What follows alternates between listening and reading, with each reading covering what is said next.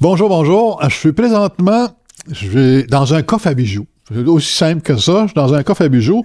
Je me trouve dans l'atelier de Michel T. Desroches, un peintre extraordinaire à Saint-Jean. Et on va discuter de peinture et de la vie en général.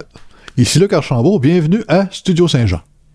Ici Louis Lemieux, votre fier député de Saint-Jean à l'Assemblée nationale du Québec. La chaîne télé que vous regardez en ce moment, sur YouTube ou sur Facebook, c'est Studio Saint-Jean, la chaîne télé de votre député au service de la communauté. C'est très simple et c'est très communautaire parce que la plupart des sujets sont ou bien des organismes communautaires, des gens d'affaires, des gens du milieu de la culture, du sport et des personnalités. Et c'est vous qui décidez en quelque sorte parce que vous pouvez nous proposer des sujets ou des invités. C'est facile, vous nous écrivez à production@studio-saint-jean.tv. Et si ça vous tente, vous pouvez vous joindre à l'équipe bénévole d'animation en écrivant à la même adresse. En attendant, bon visionnement.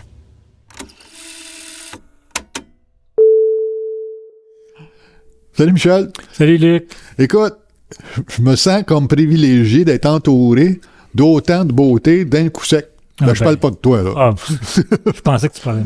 Qu'est-ce que tu es capable de faire, par exemple? Tu sais? Oui, on est dans mon atelier. Dans ton atelier, effectivement. Écoute, depuis tantôt que les yeux marchent partout sur tes tableaux, c'est super beau. C'est vrai qu'il y a pas mal de trucs. Ouais. Pas mal de trucs. Je me demandais, parce que, écoute, pour arriver à une... comment je pourrais dire, une maîtrise de l'art, comme ça, évidemment, tu as fait des études, puis le kit, mais tu en as fait beaucoup. Tu rayonnes beaucoup aussi.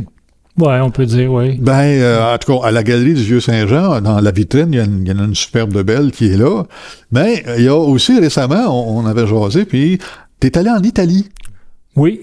Apprendre l'italien, je suppose, non? J'ai été invité en Italie. J'ai été invité au mois de juin dernier. C'est Mario Poggio, c'est un ingénieur culturel de Naples. Ouais. Que j'ai rencontré via les réseaux sociaux, tout ça. Puis il m'a invité parce qu'il aime beaucoup mon travail. Puis il m'a invité à faire une résidence d'artiste au Palazzo Venezia de Naples pendant une vingtaine de jours à peu près. Wow, ouais, c'est... Fait que c'était vraiment plaisant là, d'aller à Naples. Je comprends. Puis l'Italie, il fait tout le temps beau là-bas. Oui, il faisait chaud. Le mois de juin, c'était assez chaud. Ça devait, oui. Ouais. Puis on a fait, moi et ma conjointe, on est allé pour une chance qu'elle était là parce que elle planifie beaucoup mes trucs, puis ça m'aide aussi. Puis moi, j'aime pas beaucoup voyager. Fait que, disons qu'elle me supportait d'une certaine façon parce que le trajet, j'aime pas beaucoup prendre l'avion. Puis bon...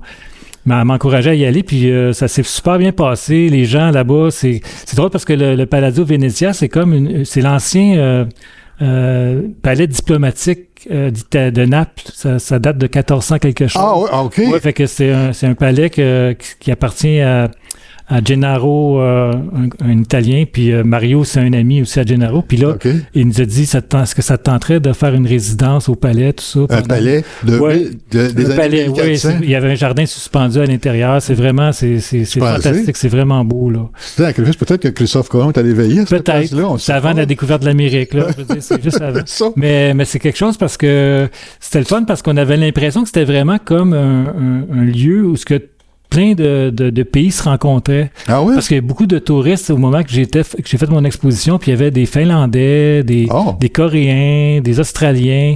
Puis ils ont bien reçu mes aquarelles que j'exposais là-bas. Ils ont vraiment ça s'est super bien passé, puis j'avais une belle réaction. On avait l'impression que c'était comme la tour de Babel, parce que ça parlait de toutes sortes de langues. Ouais, c'était vraiment c'est spécial. Hein? C'est très spécial. Là, ça veut dire qu'on va parler de toi en Suède. Puis dans c'est ça. Il y en a qui ont acheté, puis qui sont ça s'est promené un peu partout là, à travers. Ça rayonne? Oui, ça rayonne, effectivement. Là, j'ai des courriers. On a des amitiés qui se créent aussi. Là. Oui, absolument. Surtout avec les réseaux sociaux, c'est plus facile. Ils me suivent, puis il y a comme un contact qui s'effectue, puis on s'envoie des petits messages. C'est quand même impressionnant quand tu y penses. À Saint-Jean, on est à Saint-Jean ici. Oui. Puis on te connaît en Suède. Oui. En Angleterre. En Écosse. En Écosse. En Californie. Tu rayonnes dans ces endroits-là. Oui. C'est mon art plutôt que moi, mais mon art me représente d'une certaine façon. Mais c'est drôle, c'est vrai que l'art, c'est universel. Je disais ça souvent que les émotions à travers mes aquarelles, mes dessins ou mes toiles, c'est une émotion qui s'en dégage, puis c'est universel. Je l'ai constaté quand j'étais en Italie, justement, parce que des fois, il y avait une barrière de la langue. Ouais. Puis là, j'arrivais devant, mettons, un Coréen, puis tout ça, il parlait anglais, grosso modo. Ouais. Puis il était capable de capter l'émotion à travers le dessin, puis tout ça. Puis c'était vraiment universel. Il y avait les réactions au même dessin. C'était tout le temps Fait que c'est un langage. c'est universel, oui. C'est un langage universel. Il n'y a pas de barrière, il n'y a pas de frontière. Il y a pas de frontière. C'est vraiment merveilleux. c'est merveilleux. Il n'y aurait pas de guerre s'il y avait plus d'art. Probablement. Si le monde, il y avait plus d'artistes sur la Terre, il y en aurait moins de guerre. Probablement. On va apprendre à dessiner aux politiciens. Ouais, c'est vrai, je vais me mettre là-dessus, moi aussi. Ouais. Ça va me prendre bien des années avant d'être juste un petit peu bon. Ouais. Mais il reste que c'est une réalité pareille. Que l'art, ça parle à tout le monde. Ça parle à tout le monde, effectivement. Effectivement. Puis pas besoin, pas de barrière de langage, rien. Mais là, ça doit réconforter les gens qui sont perturbés, puis ça doit perturber des gens qui sont trop dans leur confort. Ah ouais? C'est pas de moi, ça, mais c'est quelque chose que j'ai retenu. Je trouvais que ça avait sens. Là. Moi, j'ai déjà vu une citation dans le genre, quand tu vas voir de l'art, oui. que ce soit du théâtre, le cinéma ou la peinture, tu t'en vas te voir. Oui, dans le fond, c'est comme un miroir. Comme un miroir, tu sais, il y a quelque chose, tu y vas pas parce que tu y vas parce que c'est quelque chose qui t'attire. Mais c'est prescrit par les médecins. Hein? Il y a des médecins qui prescrivent d'aller au musée à leurs patients. Là. Oui, parce que c'est important. C'est une façon de s'extérioriser, de se replacer aussi, comment je pourrais expliquer ça, d'équilibrer aussi son psychisme un peu. Parce que les œuvres, ça guérit les œuvres d'art. Parce que, moi, je sais par expérience, j'ai travaillé une dizaine d'années à l'Étincelle de l'Amitié. C'est un organisme en santé mentale à Montréal. Là, justement, ils vont avoir un vernissage le 25 octobre. Si vous êtes intéressé par l'art brut, hein, comme l'art un peu fait par des gens qui ont une problématique de santé mentale, c'est vraiment intéressant parce que c'est de l'art qui veut pas plaire. C'est de l'art vrai, d'une certaine façon, parce qu'il n'y a pas de désir. Eux autres, ils s'expriment à travers ça. Je trouve des bijoux là-dedans. Je fais juste plugger ça en passant. C'est où, cette place-là? C'est à Montréal. C'est dans l'est, c'est tout près du métro Honoré-Beaugrand. Dans Montréal. J'ai travaillé là 10 ans, puis ils ont décidé de me faire président d'honneur pour le vernissage qui s'en vient. C'est l'Étincelle qu'on parlait tantôt? Oui, l'Étincelle de l'Amitié. L'Étincelle de l'Amitié. Bon, ben, retenez ça, tout le monde. C'est une place pour une belle sortie. Tu trouves des bijoux artistiques pour vraiment pas cher, parce que ces gens-là, ils vont créer des œuvres, puis moi, je suis un collectionneur d'art brut. J'ai plein d'œuvres de mes anciens participants à mes ateliers, fait que je suis content de retrouver un peu cette ambiance. De voir que ton travail a porté fruit d'une certaine façon. Oui. C'est comme c'est le fun de voir qu'il y a des artistes en devenir dans ça. J'en ai découvert là. C'est une démarche, être un artiste. Oui, il y a quelque chose. Puis l'Italie, en revenant pour l'Italie, c'est vraiment que c'était vraiment plaisant. Là. Moi, je voyais tes photos sur Facebook, je pense. Oui. Je voyais rien que le décor de l'Italie puis la couleur de la lumière. Ah oui, moi, ça m'impressionne toujours la couleur de la lumière de ce pays-là. Il y a comme une sorte de lumière spéciale. Je ne sais pas comment qu'on pourrait expliquer ça. Ils sont proches de la Méditerranée, c'est peut-être les reflets. Je ne sais pas. C'est la luminosité de cette... Mais ça a une influence beaucoup sur la manière que aussi je peins, parce que depuis que je suis revenu d'Italie, j'ai l'impression qu'il y a plus de couleurs chaudes dans mes toiles. On voit peut-être pas ça là-dessus, mais c'est une toile que j'ai fait, ça fait un petit bout que je suis en train de retoucher, mais ce que je veux dire, c'est que les toiles présentes que je fais, c'est vraiment, il y a une couleur plus chaude, plus... Fait que tu t'inspires de ce que tu as ressenti là-bas. Les artistes, en général, c'est comme une éponge, hein. On irait sur la Lune, puis probablement que nos tableaux seraient différents. Non, parce que je veux dire, c'est qu'on absorbe un peu le lieu, ce qu'on habite, ou à un moment donné, ça se transmet dans le travail aussi. Oui, absolument. Aïe. Donc, tu étais là pendant un mois de temps, quasiment. Une vingtaine de jours. Une vingtaine de jours. C'était quand même un beau séjour, là-bas. Oui, la nourriture, on s'entend. Écoute. On pourrait en parler juste de ça. Oui, c'était vraiment plaisant, là. Puis l'accueil, les gens sont vraiment chaleureux. J'ai été accueilli là, comme un prince. Là. C'était vraiment, les gens étaient vraiment gentils avec moi puis Louise. Là. Ouais, c'était vraiment le fun. C'est beau. En tout cas, moi, les photos que j'ai vues, ça avait l'air d'un vrai beau séjour, une belle aventure. Oui, c'était quelque chose. Tu as même enseigné là-bas? J'ai donné un petit atelier à des gens. C'est ça, j'ai vu ça. Je faisais aussi des portraits. C'est rare que je fais des portraits, là, mais j'en ai fait quelques-uns sur demande. Puis c'était vraiment... j'ai laissé aussi une toile en remerciement pour Gennaro parce qu'on était accueillis dans le palais. Ben oui, c'est... Ça a été vraiment...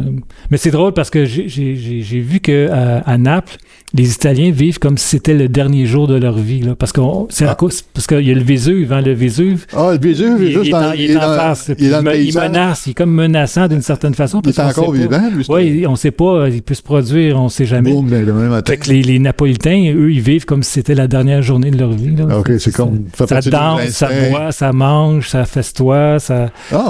Tu le vis là-bas quand tu es sur place, là, tu le ressens. Ça. Tu le ressens, ça? Oui, tu le ressens. Seigneur. on devrait en envoyer une coupe. Ils sont dans leur moment présent, comparé à nous autres, les Nord-Américains. On se préoccupe de bien des choses. C'est vrai. Dans le moment présent, c'est ça. C'est pour ça qu'ils ont peut-être plus de joie de vivre que Absolument. nous. Absolument. On est trop préoccupés. On a trop de temps, des fois. On pense trop. On pense beaucoup. C'est vrai. Puis quand tu es revenu d'Italie... Oui. Tu as changé de paysage, tu es allé à Val-d'Or. Je suis allé à Val-d'Or, oui, effectivement. J'avais de l'art public. C'est un projet que j'ai monté. J'ai fait des dessins de personnes âgées. Oui. Mais ayant comme... D'une certaine façon, on les voyait en train de s'embrasser, de se câliner. Une autre perception de la vieillesse. Pas juste un petit vieux, une petite vieille. Puis le Voir, le Centre d'art de Val-d'Or, a décidé de faire imprimer sur des panneaux de 6 pieds par 4 pieds à travers la ville de Val-d'Or. Ah, mon Dieu. Ils ont mis les panneaux un peu partout. Wow. Puis j'ai été invité à animer un atelier de modèles vivants là-bas récemment. C'est loin, par exemple, Val-d'Or, il faut le dire. C'est une bonne ride, hein? Fait que ça a été vraiment plaisant. On était super bien accueillis. C'est le fun que les villes pensent à faire des expositions de ce genre-là. Oui. Inclure l'art dans le paysage. Dans le paysage. Surtout, en même temps, le sujet, c'est que ce soit des personnes âgées aussi. Parce que ça les contextualisait d'une certaine façon de dire on les mettra pas de côté, on les cachera pas, on va les mettre en valeur sur des panneaux. Je trouvais que c'était quand même bien comme proposition. C'est une belle proposition parce qu'on n'est pas mort encore. Non, ben non. Puis il y a encore de la sensualité, on peut embrasser, on peut... ça meurt pas, ça meurt pas. Tant qu'on n'est pas mort, on n'est pas mort. On n'est pas mort, c'est ça. Non, moi je les ai vus parce que sur Facebook, tu as mis ça sur Facebook. C'est de toute beauté, le dessin, les dessins que tu fais, ils sont vraiment, c'est juste des lignes, tu vas dire, là, mais ils sont vraiment expressifs. On reconnaît la douceur du petit bec, si on veut, dans le cou, ces choses-là. C'est vraiment beau. Cette exposition-là va se transporter en 2025 à Chambly. Le même thématique, là, en 2025. Là, ça s'en vient l'année prochaine, là, bientôt. Là, on va aller voir là-bas. C'est moins lent qu'à la Val-d'Or, mais sauf que Val-d'Or, il fallait qu'il en profite aussi. Aussi, oui. Mais j'ai été très bien accueilli par Carmel, celle qui s'occupe du centre Le Voir. Là-bas. C'est vraiment... C'était une belle initiative, je pense, de s'exposer à l'extérieur, puis de montrer... Qu'est-ce qu'on voit pas d'habitude. Là, effectivement, en région, c'est bien que l'art se propage un peu à travers le Québec, à travers le monde, partout. Oui, c'est apaisant. C'est universel. C'est universel. C'est universel. C'est un langage universel. Ça parle à tout le monde. Oui, effectivement. Puis là, il y a le domaine Trinité à Iberville, qui a la chapelle dans laquelle on peut exposer, mais il y a la maison Épiphanie qui s'appelait, c'est l'ancien presbytère, si on veut, de la place. Puis c'est un bel endroit pour exposer, puis tu vas exposer là. Effectivement, ça s'en vient du 3 novembre au 28 décembre. Ah, mon Dieu, c'est le vernissage est le 3 novembre. OK. Puis là, je suis dans les préparations, là, dans l'atelier, on voit pas, mais il y a des aquarelles qui sont en train de se faire encadrer. Puis ça va vraiment être du nouveau matériel, dans le sens que c'est des aquarelles que j'ai fait qui n'ont pas été vues vraiment, soit sur les réseaux ou dans des galeries ou des choses comme ça. C'est un bel endroit parce que il y a la maison Épiphanie, elle est lumineuse en dedans beaucoup. Tu sais, il y a une serre, comme une serre à l'extérieur, il y a beaucoup de lumière qui vient de ce côté-là. Il y a comme des lucarnes aussi dans les plafonds. Ça fait une luminosité ambiante bien belle pour exposer, justement. Effectivement. Mais ça va être propice aussi aux aquarelles qui sont lumineuses, il y a des couleurs, puis le dessin aussi, des choses comme ça. Fait que ça va vraiment être intéressant de voir. J'ai hâte au 3 novembre, là, le vernissage. J'ai hâte d'aller voir ça, moi aussi. Ça va être quelque chose, puis c'est tout près, là, c'est à l'autre côté, à Iberville. C'est un bel endroit aussi, à l'extérieur, puis tout. Tu passes, tu vas faire un pique-nique, tu vas voir la galerie d'art, puis tu jases, tu rencontres plein de monde aussi. Puis il y a d'autres artistes aussi. Probablement qu'il y a d'autres La Chapelle, il va La Chapelle, je sais que ce temps-là, c'est Artaud qui est dans la Chapelle, mais peut-être au moment que tu vas être là, peut-être ça va être quelqu'un d'autre, là, je sais pas. Je trouve que, dans le fond, c'est un peu comme une maison de la culture de Saint-Jean-sur-Richelieu. Ouais, c'est comme un centre culturel. Ouais, c'est ça. C'est de toute beauté, en tout cas. Le site et qu'est-ce qu'il y a dans les bâtiments qui sont là. C'est vrai. Fait que 3 novembre jusqu'à la fin décembre. 28 décembre. C'est comme notre cadeau de Noël à nous autres, là. Qu'est-ce que tu vas exposer? Mon cadeau à moi aussi. Ton cadeau à toi aussi. Oui, c'est vrai. Ouais. Wow! Fait que t'es pas mal occupé, finalement. Ouais, on s'est occupé. Faut être occupé pour pas être préoccupé. Faut savoir. Oh, ça. Non, mais je suis très occupé. Là, ouais, c'est bien. Ouais. En tout cas, on te voit beaucoup dans la vitrine. La galerie du Vieux-Saint-Jean. Dans la galerie du Vieux-Saint-Jean. Ben, Joanne, j'ai le privilège, elle est généreuse avec moi, elle me met souvent dans la vitrine. Je suis content pour ça. Elles sont tellement belles, tes peintures. Ben, merci. Écoute, regarde, moi, j'en ai une à la maison, puis je la regarde à tous les jours. Ouais. Ben, merci. Écoute, qu'est-ce qu'on peut rajouter, là? Y a-tu des aventures, Non. Des voyages que tu as faits dans d'autres pays, d'autres Il n'y a rien de je vais prendre un petit peu un temps mort, juste peut-être pour me ressourcer un peu niveau inspiration. Je ne sais pas vers quelle direction je partais, mais probablement faire des nouvelles œuvres là, pour la Californie, entre autres. Là, ben oui, parce que tu exposes là-bas, tu as déjà un endroit pour exposer là-bas. Tu es partout. T'es comme un artiste, moi je te dirais, là, je veux pas... T'es un artiste, comment je pourrais dire, international, parce que t'es présent dans plusieurs endroits ailleurs qu'ici, là. Ouais, on pourrait dire,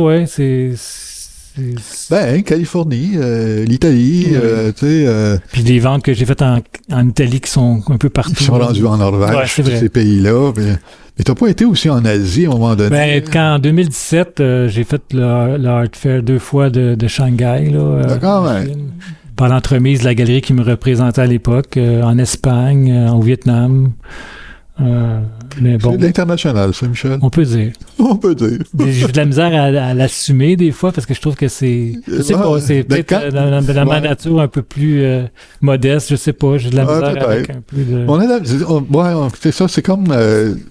c'est comme se faire identifier à quelque chose on n'a pas réalisé qu'on était rendu là, peut-être. Mais en même temps, j'ai tout le temps l'impression que je suis jamais arrivé à quelque part. T'es tout le temps en mode créativité, tout le temps création. D'aller vers, mais sans être arrivé nulle part. C'est comme un peu...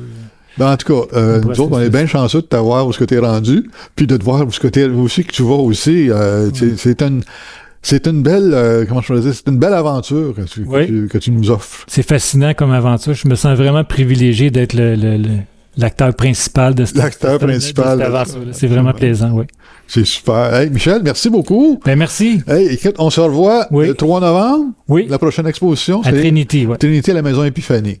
Oui, super. On va y aller. Parfait. Merci. Merci tout le monde de nous suivre. Mettez des petits pouces, on aime bien ça. Partagez l'entrevue pour faire connaître justement les œuvres de Michel. C'est unique en son genre. Et on se revoit bientôt. Salut. Bye bye.